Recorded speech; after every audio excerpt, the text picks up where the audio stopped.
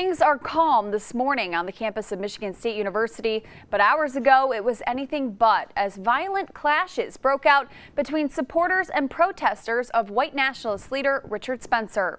A total of 24 people were arrested, and the charges they face range from misdemeanors to felonies. MSU Police Captain Doug Manette says police arrested both supporters and protesters of Spencer. He also revealed some people arrested had weapons on them.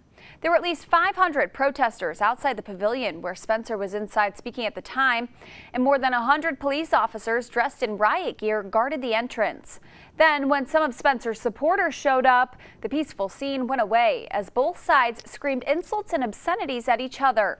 Fights broke out as bottles, rocks, and horse manure were hurled to try and block Spencer's supporters from entering the building.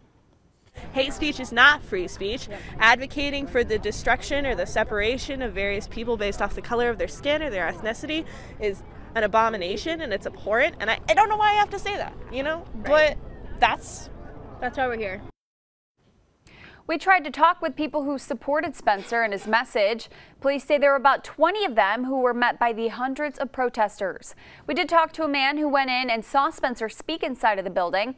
He says he was on the fence about Spencer as a person, but came out with a better understanding after. I don't think I'm either for or against. I am for free speech. I am for his ability to speak whatever he wants. I came away from this conference thinking that Richard's a guy I wouldn't mind having a beer with. I think that he's open to various points of views. Fortunately, MSU police say there were no injuries in all the chaos. At least 150 tickets were distributed, but only a handful of people were able to make it inside. Spencer was also trying to get a date set aside for him to speak at the University of Michigan this year. But back in January, the university announced it would not happen this semester, which ends next month. University says it'll continue to consider a request from Spencer's representatives to look for dates later this year.